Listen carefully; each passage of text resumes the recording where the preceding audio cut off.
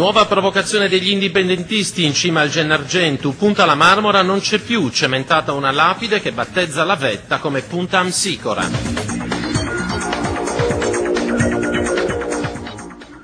Una buona domenica ai nostri ascoltatori. Dunque in primo piano la nuova provocazione degli indipendentisti che saliti in cima al Gennargentu, quella che viene chiamata Punta la Marmora, l'hanno ribattezzata chiamandola appunto Punta Amsicora, cementata una lapide delle dimensioni di 50 x 50 in ferro. Per tutti i particolari siamo collegati in diretta telefonica con Graziano Cano, che questa mattina è salito sul Gennargentu. A te Graziano, riferiscici. Sì, buongiorno, noi ci troviamo a qualche centinaio di metri, abbiamo appena lasciato Punta la Marmora o Punta Amsicora, anzi Amsicora come è stata ribattezzata da ieri. C'è una grande lastra in ferro, 50 x 50, che recita alcune... Sì, la stiamo vedendo Graziano, la stiamo vedendo insieme a te. Perfetto. Sì, abbiamo dovuto inviarvi una foto perché non avevamo altri mezzi, anche perché qua ci sono grandi difficoltà dal punto di vista dei collegamenti anche telefonici.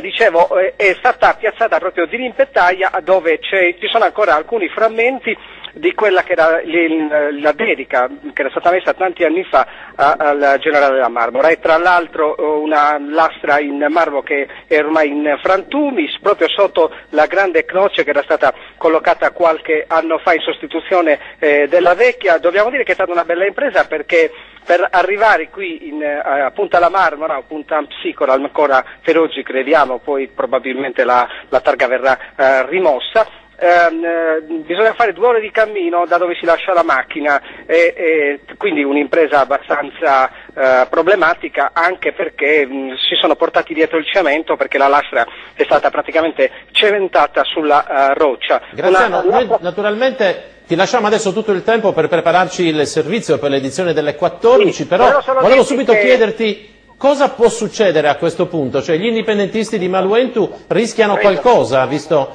questa nuova provocazione? Sì, tra l'altro è firmata, non è una... Sì, l'abbiamo visto, vediamo insieme a te la lapide, sì. C'è il simbolo, il marchio. Sì, esatto, sì. Non c'è bisogno quindi che ve la legga, perché avete la foto. Esatto. Beh, certo, adesso naturalmente bisogna vedere quali saranno le reazioni. Credo che la cosa più logica, o meglio, quello che succederà è che verrà rimossa. Comunque all'andata noi non abbiamo trovato anima viva, solo dei mufloni. Rientrando invece abbiamo trovato decine e decine di escursionisti che stanno andando in zona. Qualche dubbio a loro verrà di essere arrivati a Punta la Marmora, perché l'unica indicazione che oggi c'è su è questa di Punta Amsicora. Benissimo, grazie al nostro inviato Graziano Cano. Naturalmente adesso gli lasciamo tutto il tempo di preparare il servizio per la edizione delle 14, noi andiamo avanti.